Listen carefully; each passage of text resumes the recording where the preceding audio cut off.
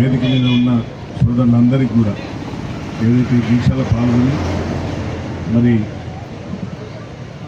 విజయవంతం కావాలని ఒక ఆకాంక్షతో మామ్నూరును మండలంగా తీర్చిదిద్దాలనే సంకల్పంతో ఉన్న మీ అందరికీ కూడా నా హృదయపూర్వక శుభాకాంక్షలు, నమస్కారాలు, ధన్యవాదాలు. మరి మీ అందరికీ తెలుసు నా జననం పంజాల మల్లయ్య తాత ఇంట్లో, తాత అని తెలుసుకునేవారు. పంజాలలో కూడా పుట్టినం నా తోటి స్నేహితులు పాపం చనిపోయింది మల్లేష్. తర్వాత కృష్ణ ఉన్నాడు, ఇక్కడనే కనబడ్డాడు, అప్పుడు మాట్లాడుతున్నాను. కృష్ణ తర్వాత ఒంటోళ్ళు సుజాత అని అమ్మాయి కూడా చనిపోయిందని తెలిసారు వారు. తర్వాత రామ్ గోపాల్ అతను కూడా చనిపోయాడు.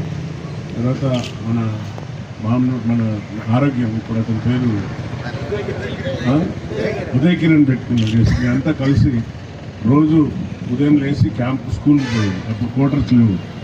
సో ఆ విధంగా ఇక్కడ జీవన విధానం సాగింది. సో చాలా సంతోషం. ఈ సంకల్పం రావడం ఎవరికి వచ్చిందో కానీ చాలా గొప్ప సంకల్పం. మరి మామ్నూరును ఇన్ని రోజులు మనం ఎవరు కూడా పట్టించుకోలేదు. మరి రాజకీయ పరిమాణాలతోనా లేకుంటే ఇంకా మనలో ఉన్న ఐక్యతనా లేక అనైక్యతనా తెలియదు. కానీ ఈరోజు చాలా ఒక మంచి ఆలోచనతో మీరు ఈ నిరాహార దీక్ష భూని ముందుకెళ్తున్నారు. మరి తప్పనిసరిగా నిర్లక్ష్యానికి గురైన మామ్నూరు గ్రామాన్ని అసలు ఎవరు కూడా దృష్టి సారించలేదు నాకు తెలుసు. మరి పెద్ద ఏవన్ కాంట్రాక్టర్ వారు కూడా ఈ ఆలోచన వచ్చిందో లేదో కానీ ఈరోజు ఒక పెద్ద సంకల్పంతో అందరూ కూర్చున్నారు. మా మిత్రుడు కూడా అన్న నువ్వు తప్పనిసరి రావాలి ఇక్కడికి అని మా మాజీ జడ్పీటీసీ గారు సోదరులు నరేందర్ అన్న అందరూ కూడా ముందుకు తీసుకురావడం. ఇక విజయ్ అయితే నన్ను రోజు ఫోన్ చేసి ఏ రోజైనా కూడా విసుక్కోకుండా ఫోన్ చేసి మాట్లాడు. నేను కూడా ఎంత బిజీ ఉన్నా కూడా విజయ్ ఫోన్ వచ్చిందంటే తప్పనిసరిగా అటెండ్ అయ్యి దీనికి ఏ విధంగా పరిష్కారాన్ని తీసుకుపోవాలి అనే విధంగా ఉన్నాం. తప్పనిసరిగా మొన్న పొంగులేటి శ్రీరన్న మన యొక్క ఇన్ఛార్జ్ మినిస్టర్ మరి రెవెన్యూ శాఖ వారి చేతిలో ఉంది. అసలు ఇది ఈ ఆలోచన ముందు మొన్న కొన్ని కొత్తగా మండలాలు ఏర్పడ్డాయి లాస్ట్ అసెంబ్లీలో. తర్వాత కొన్ని కమిషనరేట్ కొత్త కార్పొరేషన్లు కూడా జియో కాపీలు వచ్చింది. మున్సిపాలిటీస్ కొత్తవి, అందులో నర్సంపేట ఒకటైంది, స్టేషన్ గన్పూర్ ఒకటైంది మన కంబైండ్ వరంగల్లో. ఆ రోజు కానీ మీరు కొంచెం ఆలోచన ఉండి నాకు వచ్చినా కూడా బహుశా నాకు కూడా ఆలోచన రాలేదు మండలాన్ని చేయాలనేది, మీ అందరికీ వచ్చింది. మరి ఈరోజు గౌరవ ముఖ్యమంత్రి గారు ఏదైతే మా విజ్ఞాపనలు ఎలక్షన్లలో మడికొండలో ఎంపీ ఎలక్షన్లకు వచ్చినప్పుడు వారి నోట వాక్యాన్ని ఏదైతే వచ్చినాక తెలంగాణ రాష్ట్రాన్ని పాలించినప్పుడు ఆయన అప్పుడు పెట్టిన 1862 అనుకుంటా, అంతేనాని 1830లో 62 అప్పుడు నిజాం ఇక్కడ ఎంత దూరదృష్టితో మామ్నూరు ఎలాంటి పీటగడ్డ అని ఆలోచించి ఇక్కడ ఎయిర్పోర్ట్ స్థాపించిండు. మరి అంత పెద్ద రన్వే ఎక్కడ కూడా లేకుండే తెలంగాణ ప్రాంతానికి. కానీ ఇప్పుడు శంషాబాద్ వచ్చింది, దాని తర్వాత పాత బేగంపేట పోయి మళ్ళీ ముఖ్యమంత్రి గారి దగ్గర విజ్ఞప్తి చేస్తాం. ఆ రోజు ఎంపీ ఎలక్షన్లప్పుడు ఏదైతే మాట ఇచ్చిండో ఆ మాటకు కట్టుబాటు ఉండి ముఖ్యమంత్రి గారు మరి కడియం కావ్య ఇద్దరు కూడా దాన్ని కార్యరూపణ దాల్చుకుంది. ఈరోజు మనకు మామ్నూరు పనులు కూడా టెండర్ కూడా నిన్న స్టార్ట్ అయినాయి. మరి అన్నగారు పార్టిసిపేట్ చేస్తుండో లేదో మీకు వస్తే సంతోషపడుతుంది. ఆ టెండర్ మీకే వస్తుంది. సో కాంపౌండ్ వాళ్ళ నిర్మాణానికి సుమారుగా 200 కోట్ల పైన ఏదో ఇచ్చినట్టున్నారు. ఎంత ఇచ్చిందన్న 200 crores. సో నిర్మాణం స్టార్ట్ అవుతుంది, చాలా సంతోషం. మరి అదేవిధంగా ఎయిర్పోర్ట్ ఏ విధంగా అయితే డెవలప్ అవుతుందో మన మామ్నూరు కూడా డెవలప్ కావాలి. నేను కూడా నిజంగా చెప్పాలంటే 2 సంవత్సరాలలో ఒక 4 సార్లు 5 సార్లు వచ్చినాను. అది వేరే కారణాలతో చనిపోయినప్పుడు లేక ఎవరైనా మ్యారేజ్కి వచ్చిన విక్టర్ వాళ్ళ కొడుకు మ్యారేజ్కు తర్వాత అంతే తప్ప ఈ అభివృద్ధి విషయంలో ఎవరు కూడా లేదు, లేకుంటే ఎవరు కూడా చెప్పలేదు.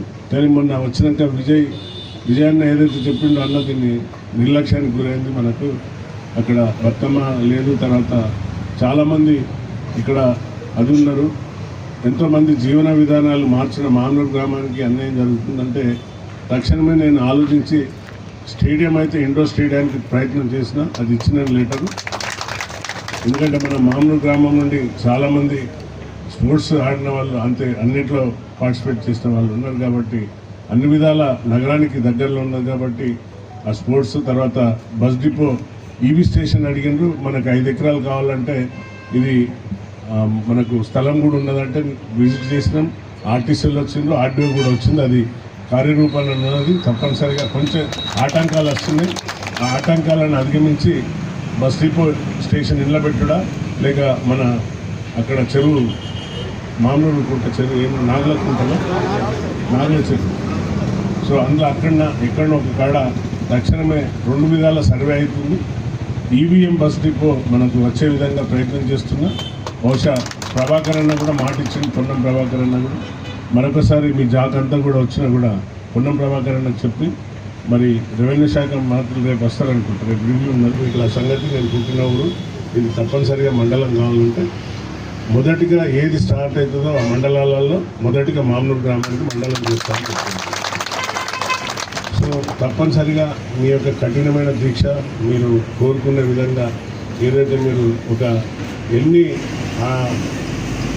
భావ భేదాలు ఉన్నా కూడా అందరూ ఒక టీం వర్క్ అయి చేసింది కాబట్టి మీ యొక్క సంకల్పాన్ని తప్పనిసరిగా ఆ దేవుడు కూడా మరి మీకు ఆశీర్వదించి మన మామూలు గ్రామాన్ని మండలం చేయాలి రావాలి అనే కోరిక నాకు కూడా ఉంది.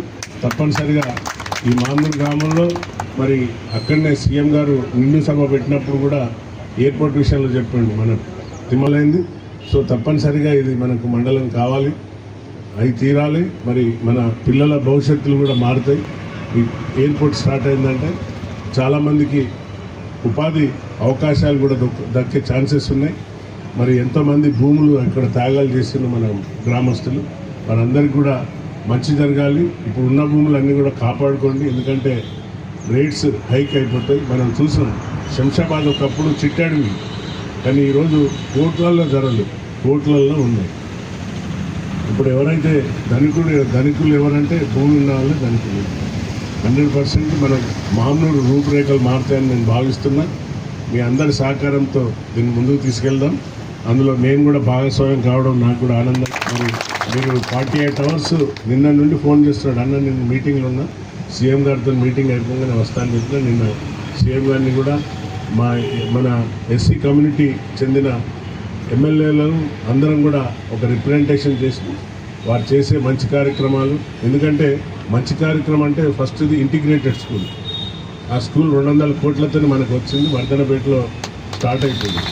ఎందుకు చెప్తున్నా అంటే SC hostel, BC hostel, minority hostel, లేకుంటే ఎస్టీ హాస్టల్ ఈ విధంగా కాకుండా ఒక మంచి సంకల్పంతో కులములు మతాలు ఏం లేకుండా ఒకటే రూఫ్ కింద అందరినీ కూడా తీసుకొచ్చి ఎడ్యుకేషన్ అనేది అందరికీ దక్కాలనే ఒక సంకల్పంతో అది మనకు పెద్ద సంకల్పంతో ఎడ్యుకేషన్ పైన ఉన్న ఆలోచన విధానం పిల్లల జీవితాన్ని బాగు చేసే విధంగా వారు ముందుకెళ్ళింది. కాబట్టి ఆ సంకల్పానికి మీ అందరం కూడా, ఎందుకంటే ఎస్సీ హాస్టల్ అంటే అందులో పిల్లలు ఎస్సీలే ఉండాలి, ఎస్టీ హాస్టల్ అంటే ట్రైబల్ పిల్లలే ఉండాలి, మైనార్టీ అంటే ముస్లింలు ఉండాలి, బీసీ అంటే బీసీలు.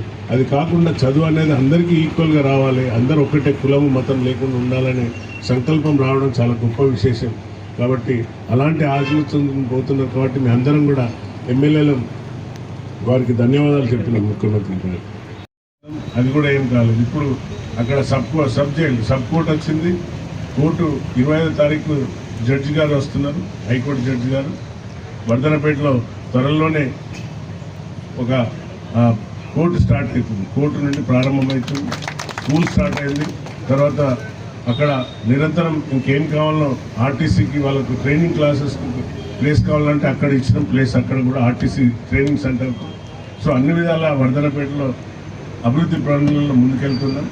మరి అదేవిధంగా సిమిలర్లీ మామూలు ఎయిర్పోర్ట్ దగ్గర ఉంది కాబట్టి స్టేడియం తప్పనిసరిగా స్టేడియం కానీ, ఇంకా ఈ బస్ డిపో కానీ, ఈవీఎం బస్ డిపో కానీ, ఇంకా ఏది వచ్చినా కూడా ముందు దృష్టి సారించి మనకు గవర్నమెంట్ ల్యాండ్ లభ్యంగా ఉన్నది కాబట్టి తప్పనిసరిగా ఏది వచ్చినా కూడా మన మామూలు గ్రామంలో ఎస్టాబ్లిష్మెంట్ అయితే మన పిల్లలకు కూడా ఉపాధి అవకాశాలు, ఉద్యోగ అవకాశాలు దొరుకుతాయి. కాబట్టి దాంట్లో ముందుగా ఉంటాను. 100% నేను మామూలు నా కన్న ఊరుగా కాబట్టి దాన్ని ఎప్పుడు కూడా దృష్టిలో పెట్టుకొని ముందుకు వెళ్తాను. మరి మీరందరికీ కూడా నేను మరొకసారి నా యొక్క హృదయపూర్వక, ఇప్పుడు నాకు 11 o'clock సీఎం గారితో వీడియో కాన్ఫరెన్స్ స్టార్ట్ అయింది, దానికి వెళ్ళాలి కాబట్టి మీరందరూ కూడా ఈ ఉద్యమం విరమించి నాకు సపోర్ట్గా ఉంటారని భావిస్తూ ముగిస్తున్నా. జై హింద్, జై తెలంగాణ. అలాగే